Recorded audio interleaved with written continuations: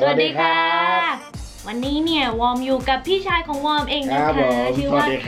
พี่เวิร์กนั่นเองนะคะพี่เวิร์กเนี่ยเป็นคนที่อยู่เบื้องหลัง YouTube ของวอร์มทั้งหมดนะคะโดยเฉพาะการแปลนั่นเองนะคะคือพี่เวิร์กเนี่ยเป็นคนแปลวิดีโอให้วอร์มเองนะยังไงก็แล้วแต่นี้เนี่ยวอร์มอยากจะมาทำ My Brother Does My Makeup Challenge นั่นเองนะคะเห็นได้ชัดเลยนะคะว่าโดนบังคับมา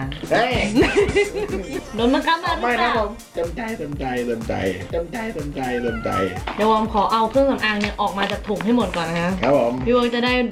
มาดูว่ามีอุปกรณ์อะไรบ้างนะคะที่จะมาละเลงหน้าวอร์มนั่นเองได้อะไรเป็นยังไงใช่พี่เวิร์กบอกผู้ชมหน่อยว่าพี่เวิร์กอายุเท่าไหร่ครับ27ครับผม27เราห่างกัน2ปีเนาะใช่ครับผมใช่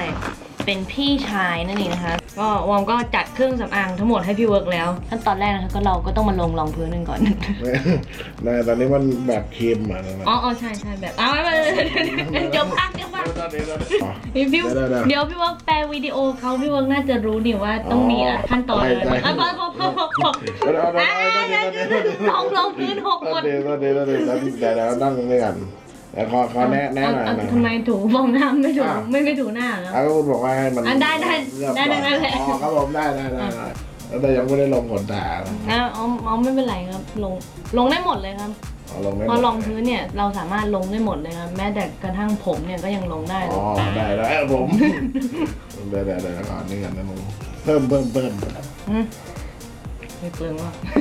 ก็ดีก็เป็นจัดเต็มมันจะจัดเต็มอ๋อลองพื้นก็เสร็จนะครับผมใช่โอ้แต่มันก็แหว่งต่อมานะคะเราก็จะมาใช้คอนซีลเลอร์กันนะคะคอนซีลเลอร์เนี่ยเขาก็จะมาปิดใต้ตาโอเคครับผมเสียวขอบตาบนก็ต้องด้วยอ๋อไม่ต้องครับ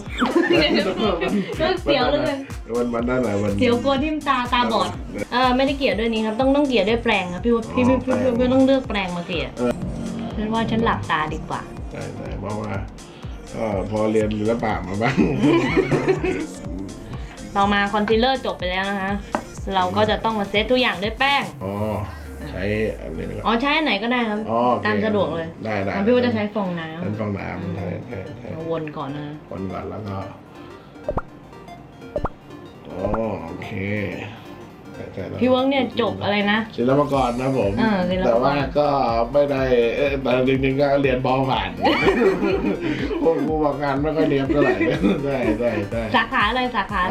มัลติมีเดียสาขามัลติมีเดียใช่เลยตัวเดียวสาขามัลติมีเดียใช่เลยตัวเดียว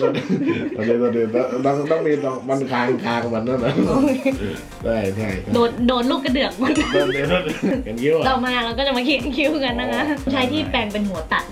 แล้วหัวนูนไม่ได้หัวนูนไม่ได้แล้วมันก็จะออกมาเป็นชิ้นจังเข้าใจเดี๋ยวมันหนาเกินไปหมายถึงว่าพักเยอะเพราะว่ามันเต็มที่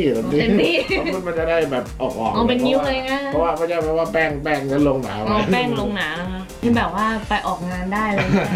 ได้พยายามเพราะว่าขนาดเรียนวาดเขียนยังพอผ่านมาอะไรก็ไม่รู้ทำอะไรมันได้แบบยิ้มอะไรมันเริ่มเละแล้วนี่มันเป็นก้อนอะไร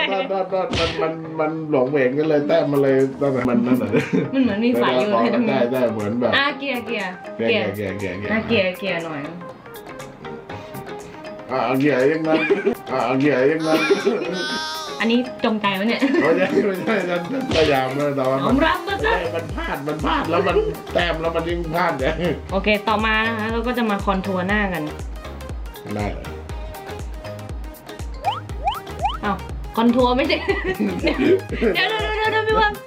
มันงงวิธีการลงของพี่ว่าเนี่ยมันเหมือนลงบลัชออนนะใช่ฉันตับตบไปหมดเลยทัวร์ให้หน้ามันแบบว่าเรียวๆเพราะฉะนั้นเราต้องลงกับขอบนั่นเองนะคะอันนี้มันไม่ขอบนี่มันแก้มเลยต่อมาเราก็จะมาแต่งตากันโอเคแต่งตาเนี่ยก็ต้องใช้อายแชโดว์แพลเลตนี่นะวันนี้เราจะมาใช้ของโมเดิร์นเรเนซองส์ได้ของ Beverly Hills พี่อยากแต่งแบบไหนสไตล์แบบสโมกี้อายเซ็กซี่หรือว่าแบบดำๆเหมือนกันแบบดำเหรอดำ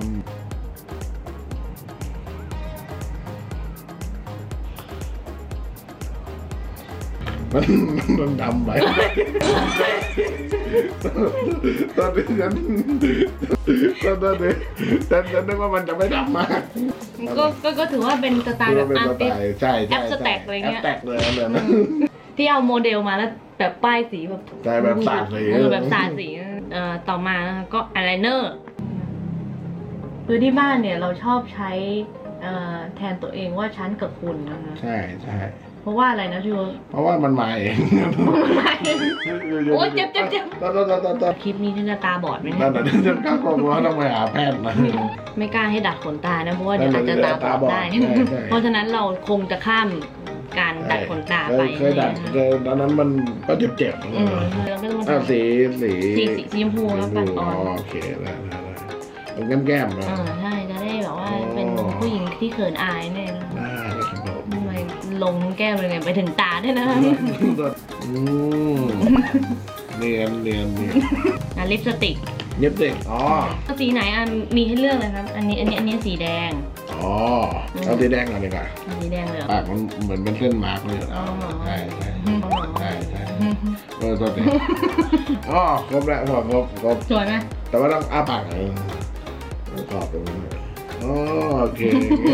นี่นะคะเก็บรายละเอียดสุดท้ายนะครับ เราก็ต้องมาฉีดสเปรย์เซ็ต ให้มันอยู่ ให้มันอยู่ตัวคงตลอดวัน แล้วเดี๋ยวคุณเตรียมอาบน้ำได้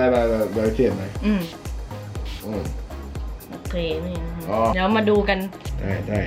เอากระจกตรงนี้ก็ได้นะเฮ้ย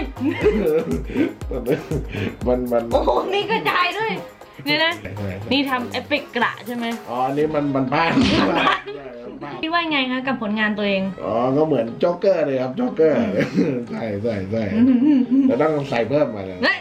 หวังว่าทุกคนจะเอนจอยกับวิดีโอนี้นะคะ ก็จะได้รับเสียงฮากันไปมากมาย ครับผมก็หวังว่าชอบครับผม ถ้าใครชอบวิดีโอนี้เนี่ยช่วยกด กด ไล ไลค์ ค์แล้วก็ ครับผม กดแชร์ให้ด้วยนะคะ ครับผมขอบคุณมากครับ แล้วก็อย่าลืมกด Subscribe ครับผม Subscribe ครับผม สับสไครต์ไว้เจอกันใหม่ในวิดีโอหน้าค่ะทุกคน บ๊ายบาย สวัสดีค่ะ ครับ มา อืม